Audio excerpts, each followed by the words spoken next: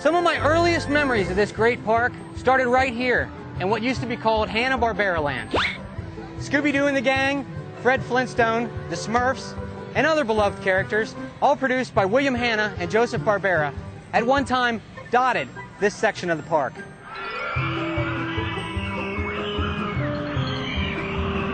The Hanna-Barbera section, as I said earlier, was a natural fit. I mean, that as much as anything influenced the merger between the two companies.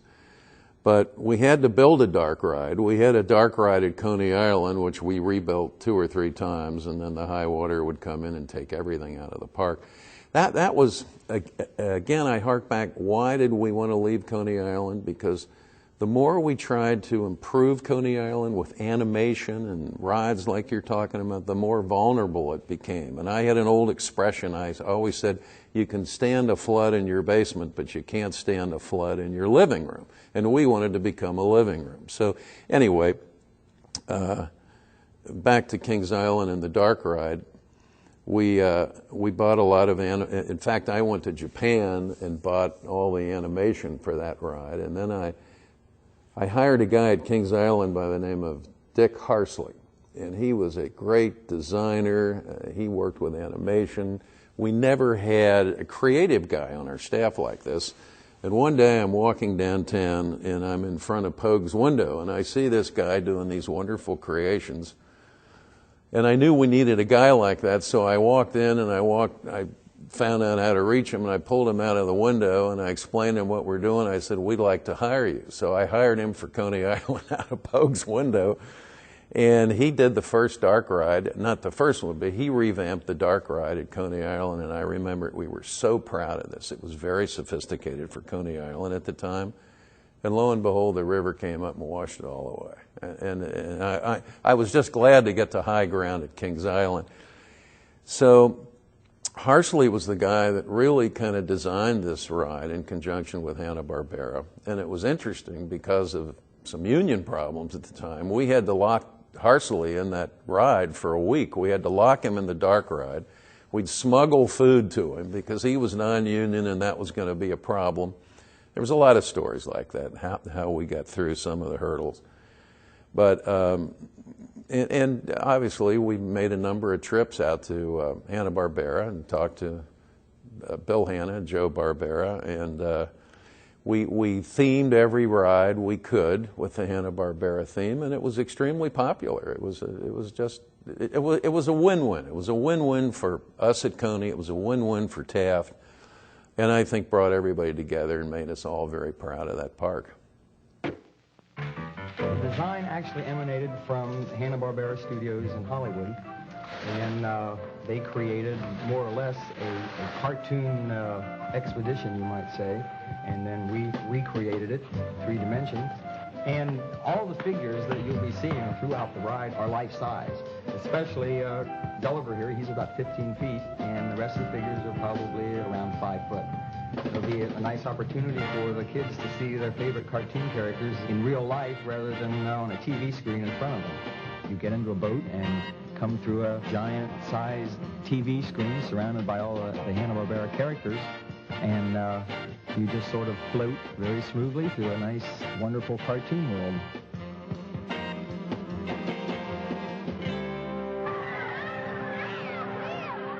Bill Hanna was a very, very close friend of mine.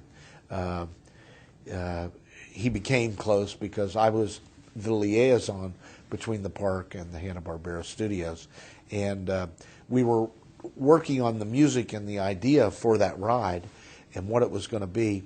And I went out to the studio and I spent a week with him, and we worked on that concept and idea, and it had all the Hanna-Barbera characters, but inside were different musical sections.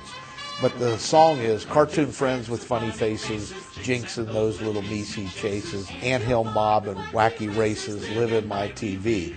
I'm friends with Fred, who yells out Yabba Dabba Dabba Doo, and Bosom Buddy Barney too.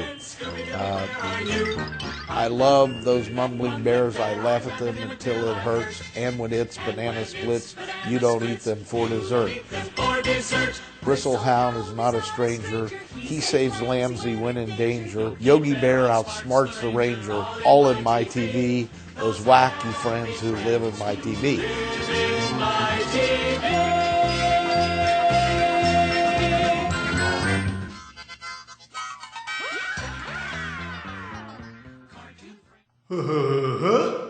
Have a happy day.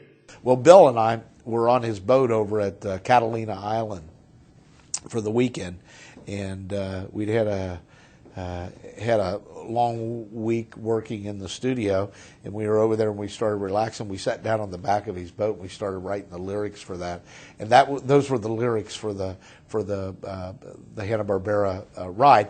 It was supposed to be as if you were going into a big television set, and then you saw the cartoons from Hanna-Barbera live, because they were all animated in 3D. So it was a great ride. It lasted for many years, and it was one of the real gems. It was the most expensive ride we built when we did Kings Island.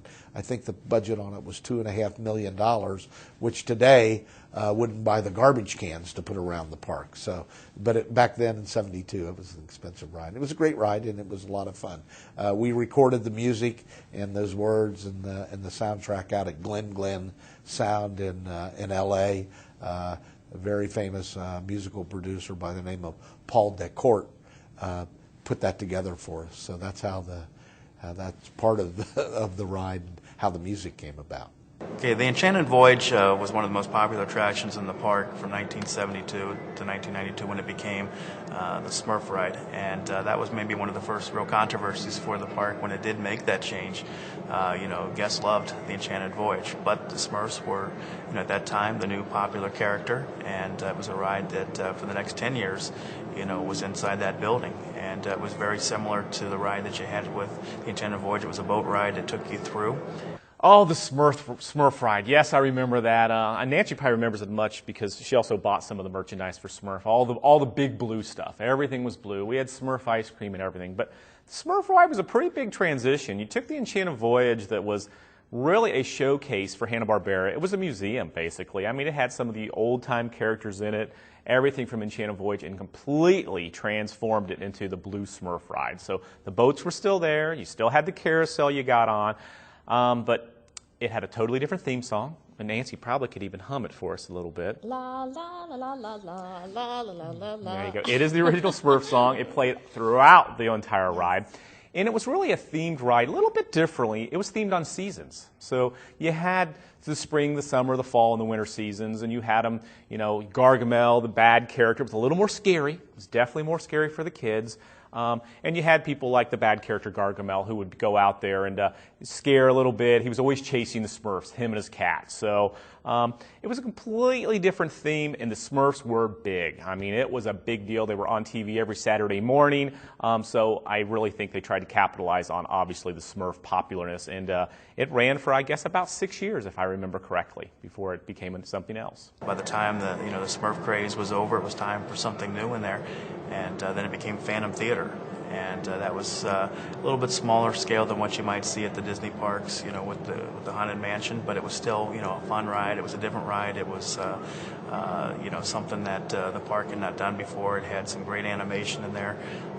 It did a real good job with the theming with the ghost, and it was a pretty popular attraction. But again, 10 years later, it was time for another change with the building, and it's now what you see with Scooby-Doo had made a comeback, so it was time to bring Scooby back, on a little bit bigger stage than just being a character in the park, and it's now Scooby-Doo in the Haunted Castle. And if you walk around Nickelodeon Universe, the longest line you're going to see is for Scooby-Doo in the Haunted Castle. The most popular attraction that you had in Hanna-Barbera Land was the Enchanted Voyage. When you went through there, you had all the characters, from Hanna-Barbera Land as you went through the ride experience. And, it's a ride that even to this day, there's people that still remember the song and they still remember the attraction. And, they always say if you could ever bring something back, bring back the Enchanted Voyage and put the Hanna-Barbera characters in there. And then later years, it kind of transitioned, as things change over the years. And, Nickelodeon characters became, the end thing for young children. So the decision was made, to change it from, Hanna-Barbera land to Nickelodeon Universe, and now you see the characters that are as popular to kids today that the Hanna-Barbera characters were. You know, SpongeBob, SquarePants, you have Dora the Explorer, Little Bill, you know, the Rugrats. So those are the characters that now kind of, you know, control the kids area. But our kids area, you know, it's a great place. There were also other rides making their debut opening day 1972. We tried to keep it as true and as themed as we possibly could to Hanna-Barbera, because again, that's kind of why Taft got into the business. They wanted to exploit, promote the those characters. The big ride, the other anchor ride that came into the area was the Sky Ride. And the Sky Ride ran from Hanna-Barbera land over into Coney Island. And after we got it stuck one year up there for about 4 hours one evening in a cold fall night, we decided to take that ride out, and we took it out. But the early pictures, if you look at Kings Island, you see the Sky Ride traversing the sky at night. Always a beautiful ride. Had the cabins with the lights underneath them, so it was really unique. We had Winnie Winsome's Winsome Winnie's Cauldron Ride, and it was basically a takeoff of the Disney teacups. We had cauldrons that spun around with the witch in the middle of them. The anchor ride in the area was a Scooby-Doo roller coaster, which was a takeoff of our old Teddy Bear roller coaster, which was the children's coaster at Coney Island. So we rebuilt basically that size coaster, called it the Scooby-Doo. We had a Junior Turnpike ride, some other little small flat rides in the area, and we had the arbors leading through the area that took you from Hanna-Barbera into Rivertown and over towards the Eiffel Tower. This part of the park may have started with Scooby-Doo and the gang, but now a new generation of children are here. SpongeBob, SquarePants, and the Rugrats are the new icons that live in children's hearts. But one simple rule still applies to all ages in this wonderland, and that rule is you're never too old to act like a kid again.